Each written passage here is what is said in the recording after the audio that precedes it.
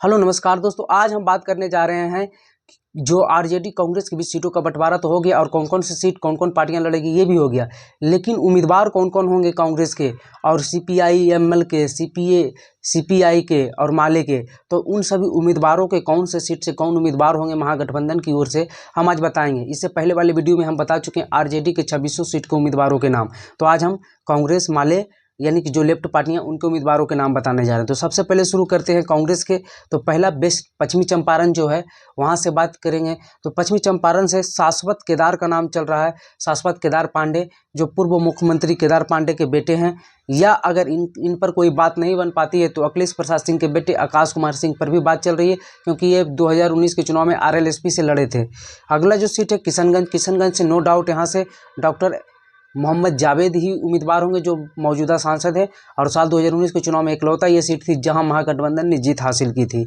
अगली जो सीट है कटिहार सीट कही जाती कि कांग्रेस ने लड़ झगड़ कर आरजेडी से लिया, क्योंकि यहां से आरजेडी ने अपना उम्मीदवार भी तय कर दिया था लालू यादव ने, लेकिन आरजेडी ने लिया और यहाँ से तारिक अनवर होने वाले हैं सांसदी का इलेक्शन लड़ने वाले कांग्रेस की तरफ से, और पिछले 2014 में ये सांसद रह भी चुके हैं, पहले एनसीपी से रह चुके हैं।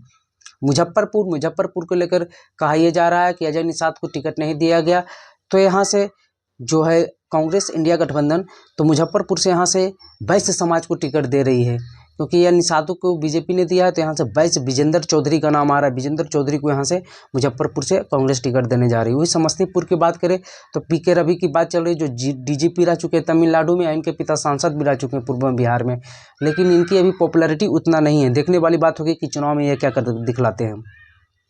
अगली जो सीट की बात कर रहे हैं वो भागलपुर सीट की बात करें। भागलपुर सीट से यहाँ से कांग्रेस के विधायक और विधायक दल के नेता अजीत शर्मा की बात चल रही है। अजीत शर्मा जाति से भूमिहार हैं, तो इनकी चर्चाएं हैं और लगभग यही उम्मीदवार होंगे। इनके बेटी के बीच में भी बात चली कि इनके बेटी जो बॉलीवुड एक्ट्रेस है नेहा शर्मा, उनको लेकर भी चर्चाएं हैं, लेकिन वो इलेक्शन लड़ना नहीं चाहती है, लेकिन कांग्रेस और महागठबंधन उन्हें लड़ाना चाहती है भागलपुर सीट।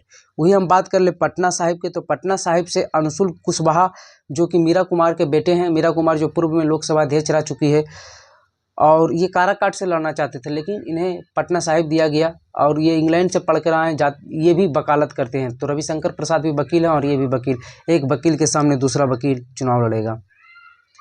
अगला जो 8वीं सीट है सासाराम से राजेश राम का नाम चल रहा है, क्योंकि यहाँ से मीरा कुमार अपने आप को लड़ने से मना कर दी, तो तभी उनके बेटे को पटना साहिब से जो है टिकट दिया गया है। तो यहाँ से मीरा कुमार नहीं लड़ने वाली है, तो यहाँ से राजेश राम का नाम चल रहा है, और राजेश राम हो सकते हैं कांग्रेस के उम्मीदवार। 9वीं सीट और कांग्रेस की अंतिम सीट महाराजगंज से सीट तो ऐसे देखा जाए तो ये आरजेडी की सीट है। यहाँ से प्रभुनाथ सिंह एंड फैमिली का दबदबा रहा है, लेकिन इस बार ये सीट कांग्रेस ने ले ली है। तो कहा यह जा रहा है कि यहाँ से फिर प्रभुनाथ सिंह के ही कोई परिवार से सदस्य महाराजगंज लड़ेंगे और वो कांग्रेस में शामिल हो सकते हैं। अगली जो सीट है हम बात करने जा रहे हैं सीपीआई के। तो सीपीआई से यहाँ से जो लड़ने जा रहे हैं वो अवधेश राय हैं।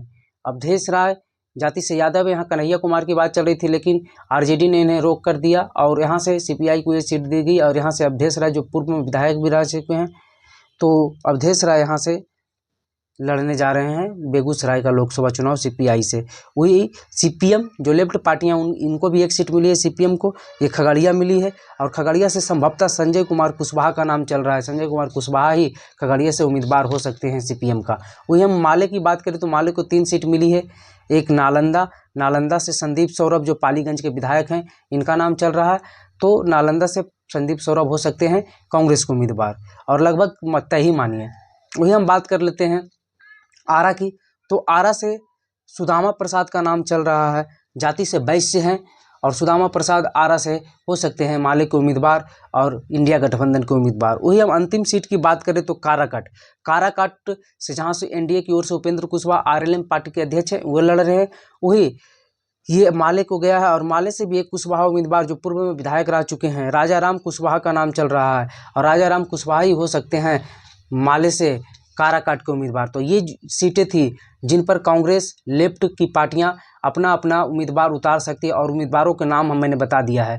तो यही सब हो सकते हैं उम्मीदवार, क्योंकि सीटों को बंटवारा तो अब तय हो गया। देर आए दुरुस्त आए, और सभी का उम्मीदवारों का नाम अब जल्द ही कुछ दिनों में घोषणा हो जाएगी, तो आप देखिएगा कि ये उम्मीदवार चुनाव लड़ रहे हैं। चलिए ऐसे ही वीडियो देखने के लिए हमारे चैनल मगी खबर को सब्सक्राइब कर ले और फेसबुक पेज को भी और इंस्टाग्राम पेज को भी जाकर फॉलो कर ले, लिंक डिस्क्रिप्शन में दिया हुआ है। वीडियो देखने के लिए धन्यवाद। जय हिंद।